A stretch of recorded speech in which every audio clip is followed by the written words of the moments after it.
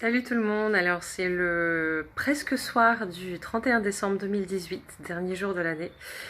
Et je voulais faire une petite vidéo, je ne sais pas quand je la posterai, très certainement début 2019, parce que je viens de comprendre un truc et je suis très inspirée par ce que je ressens pour enregistrer ça maintenant. Euh, Dans la vidéo d'avant, du haut de mon arbre, enfin pour le téléphone en tout cas, euh, je parlais du fait que certaines personnes parfois ne sont pas au courant qu'autre chose, qu'un autre paradigme est possible pour elles en termes de comment on voit une situation, comment on vit une situation ou plusieurs situations, etc. Et j'aimerais approfondir ce point-là parce que personne n'y échappe en fait, hein. On est tous nés dans un certain environnement, on a tous entendu certains types de réflexion, de messages, d'éducation en priorité. Donc ça a forgé notre vision du monde, en tout cas jusqu'à ce qu'on en devienne pleinement conscient.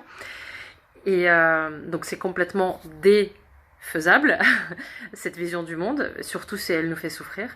Et j'aimerais rajouter un truc par rapport à la notion de responsabilité et de culpabilité, enfin aux deux notions très distinctes de responsabilité et de culpabilité. Parce que il y a une situation dans ma vie pour laquelle je me suis rendu compte un peu tard que j'avais une vision, une façon de vivre la chose qui était mais complètement à côté de la plaque en fait. Ça me faisait souffrir, mais pour moi c'était quelque chose qui était complètement normal. Normal dans le sens où je pensais sincèrement que je n'avais pas je n'avais pas le droit d'avoir mieux, de prétendre à plus, etc. Par exemple, aujourd'hui, j'ai passé quelques heures avec des personnes qui m'ont démontré pour une énième fois elles l'ont voilà, qu'une autre manière est possible, pour finir ma phrase. Elles l'ont démontré sans vraiment le faire exprès. C'est-à-dire que pour elles, c'est leur vision de la chose est naturelle en fait. Donc il n'y a pas quelque chose à démontrer. Mais ça m'a ouvert depuis déjà un petit bout de temps, mais je pense qu'aujourd'hui ça a peut-être fait un petit peu plus de chemin dans ma conscience. Ça m'a fait comprendre que effectivement il y a d'autres manières de vivre tout ça, de voir les choses et du coup une voie de sortie, une porte de sortie pour être mieux.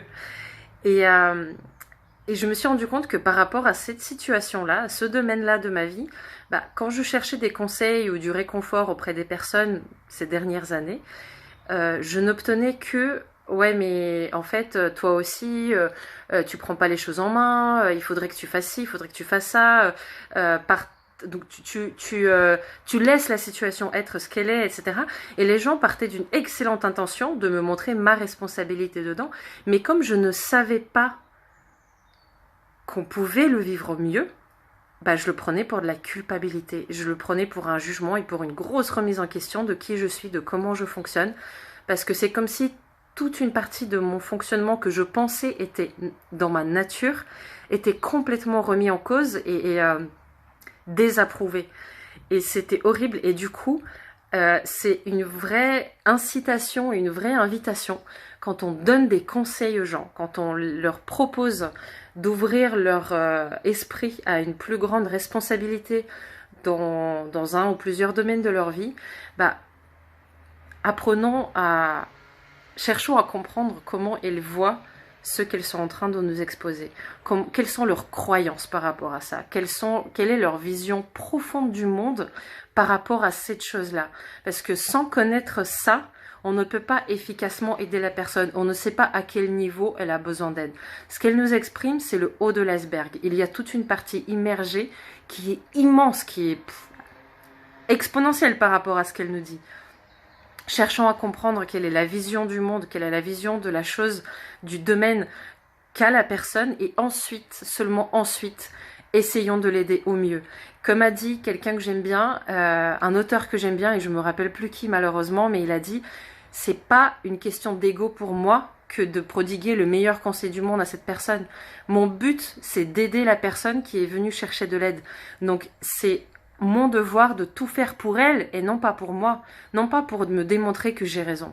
Donc faisons ça, cherchons à comprendre avant de donner des conseils, c'est tellement important et nous allons aider la personne de cette façon-là à prendre une meilleure responsabilité sur elle-même, sur sa vie, sur son bien-être et nous l'aiderons à devenir beaucoup plus autonome et beaucoup plus épanoui.